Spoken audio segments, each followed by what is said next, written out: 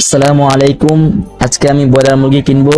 আপনারা যারা ব্রয়লার মুরগি পালন করেন তারা জানেন যে ব্রয়লার মুরগি আগ থেকে অর্ডার দেওয়া লাগে।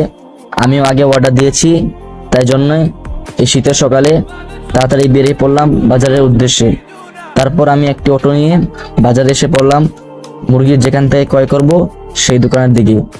আমি দোকানে আসলাম, দোকানদার আমার মুরগির এবং ফিডের বস্তা হিসাব করে কত টাকা হয়েছে একটি ক্যাশ মেমো লিখল।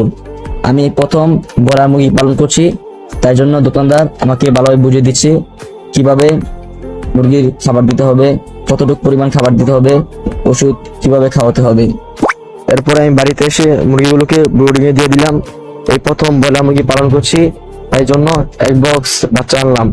এরপরে আমি ফিডের বস্তা থেকে খাবার নিয়ে ফিডগুলো মুরগিগুলোকে ফেলে দিলাম।